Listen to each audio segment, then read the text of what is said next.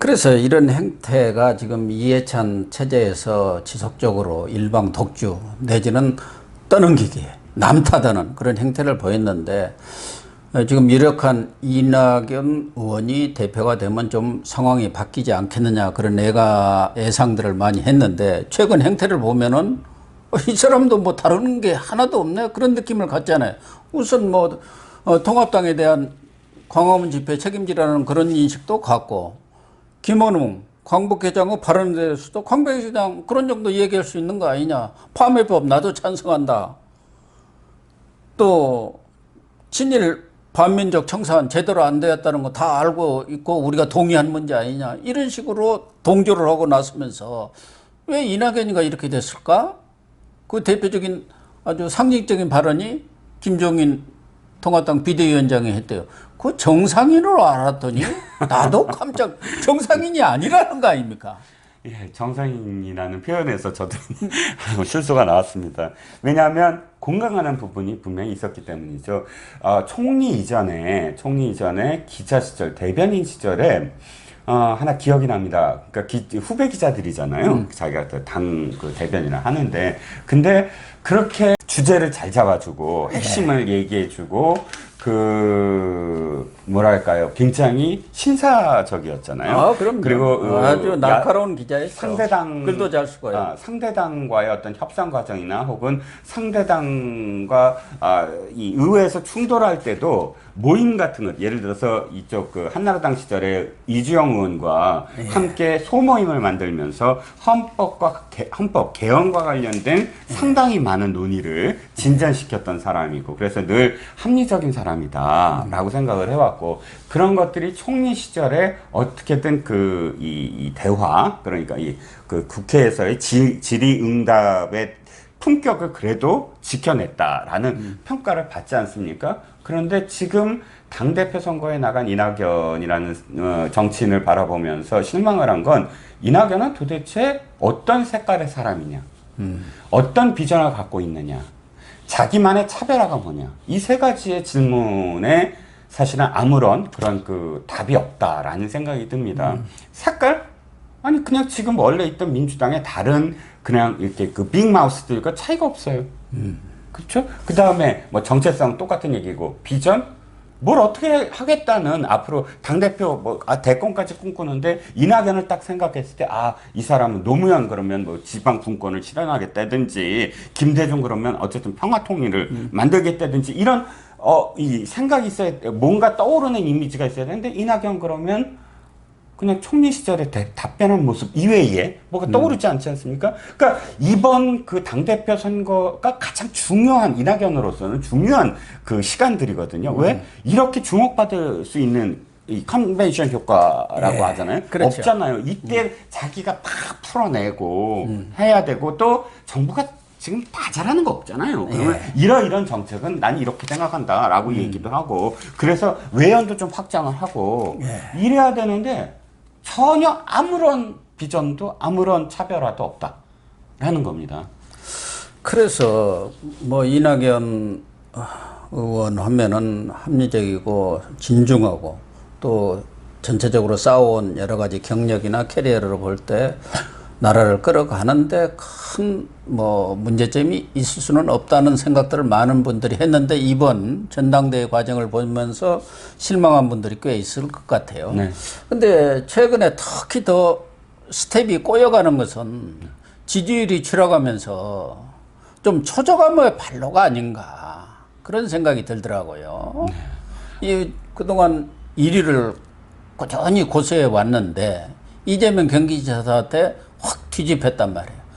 그러니까 이걸 만회하기 위해서 이렇게 하다 보니까 이런 김원웅 광복회장의 발언까지도 적극적으로 이렇게 입장에 옹호하는, 동조 내지는 옹호하는 것 아닌가 하는 생각도 들어요. 저는 그게 두 가지라고 생각을 하는 게, 어떤 두 가지냐면, 이낙연이 지금 판단을 잘못했다, 실수했던 게 두 가지다. 하나는 지지율이 높으니까 대세로 간다. 이게 두 가지인데, 지지율이 높은 그 지지율은 거품이었다는 걸 생각을 해야 되는데, 왜냐하면 그게 2인자 리더십 아닙니까? 그러니까 자기가 선두였다라는 것에서는 총리 시절에부터 사실 지지율이 선두잖아요. 그건 총리 리더십으로서의 지지율이었는데, 총리 리더십은 언제나 사실은 지지율이 높습니다. 고건 총리 기억하시죠?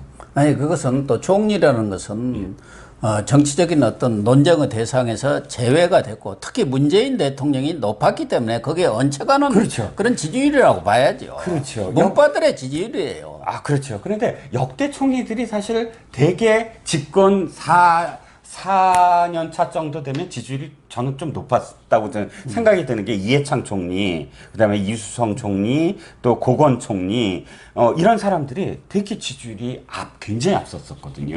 근데 이 지지율이라는 건 말씀하셨지만 2인자 리더십, 2인자 그 리더십의 결론이지 자기가 무엇인가를 한 컨텐츠 효과는 아니거든요.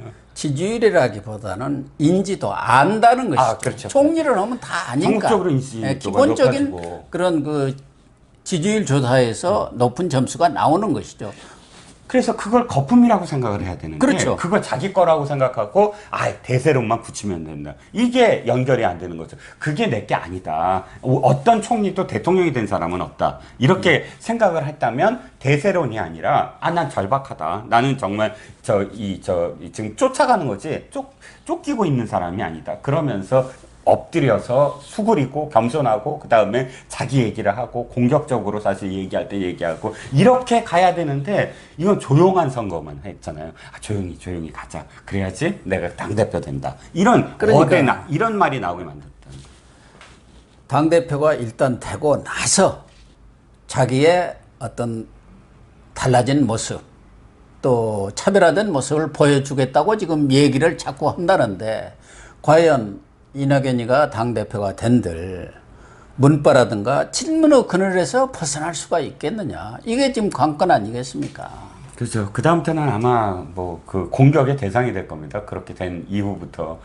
만약 그렇게 되면 최소한의 지금까지 지지를 보내고 있던 일부 친문마저도 돌아서게 될걸요. 그러니까 지금부터 전략을 제대로 짰어야만 당대표가 되더라도 전략이 되는 거지. 지금 일단 되고 보겠습니다 하고 당대표 된 다음부터 딴소리를 한다는 게 그럼 더 정체성이 우왕좌왕하고 그 다음이 더 사실 더 불안한 거죠. 처음부터 이 사람한테는 철학이 없지 않을까라는 생각까지 들 정도로 이 안에 어떤 컨텐츠가 보이지 않고 있는 상황입니다. 이낙연 의원이 대표가 되더라도 그 이후 지지율이 크게 만회를 하지 못하는 경우 당연히 친문 입장에서는 새로운 카드를 들이밀 수밖에 없지 않겠느냐. 김경수가 될지 김두관이가 될지 그런 것은 알 수가 없지만 이낙연을 끌고 갈 수는 없다 판단할 수도 있고 또 하나는 그렇다고 해서 이재명을 선택한 데는 너무 리스크가 많다 하면 결과적으로 이낙연은 페이스메이커 뭐라고 합니까? 또 아니면은 젖은 낙엽 신사로 전락하지 않겠나 그런 생각이 들어요. 그럼요. 어쨌든 그래서 그런지 김두관 의원이 최근에 여러 가지 목소리를 내고 있는데 이번에는 보니까 이해찬 대표 지금 전기 만화를 만든다 해가지고 이제 이달 말이면은 집으로 갈 분이 무슨 전기 만화인지 모르겠는데 나의 인생 국민에게 이해찬 이런 만화책을 내서 자기의 업적을 홍보하겠다는 건데 거기에 발간위원장이 또 김두관이더라고요. 그러게요. 나름대로 속셈이 있으니까 그 발간위원장을 하고 있는 거 아니겠습니까? 아니, 저는 김두관 의원을 어디서 만났냐면 포럼 올해라고 들어보셨죠? 그 올해 포럼에서 만났습니다. 거긴 되게 좀 중도 보수 쪽 그 인사들이 많이 오는 데인데 특히나 거기에 이 김병준 정책실장이 거기 이 수장 정도의 어떤 리더를 맡고 있었어요. 근데 거기서 김두관 의원을 만났는데 온 것도 의외지만 말하는 것도 되게 합리적이에요. 보면 그 보수 중도에서 같이 이야기한. 근데 이 사람이 갑자기 진짜 본색을 드러냈는지 아니면 바꿨는지 양산에 가서 의원이 딱 된고 돌아오면서부터는 전혀 다른 사람이 된 거예요. 그 제가 방송에서 언제나 김포의 김두관과 양산의 김두관은 전혀 다른 사람이다 이 얘기를 하는데 드디어 이제 또다시 옛날에 리틀 노무현 이게 그때 그 한번 리틀 노무현 이 별명 받고 이 대선에 한번 나왔다가 완전히 무너지지 않았습니까?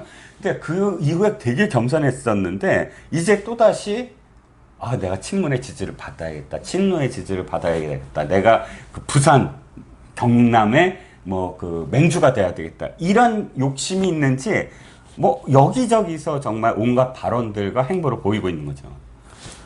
그나저나 뭐 이해찬 대표는 물러나는 사람이 무슨 홍보책을 만들고 거기에 핵심은 이해찬이는 무뚝뚝하고 뭐 국민들에게 별 친화력을 발휘는 못했지만 거짓말 안 하는 사람, 진실한 사람이다. 이게 핵심이 모양인데 아니 진실한 사람이 비례정당 안 만든다고 그렇게 대국민 약속을 해놓고 더불어 시민당을 만듭니까?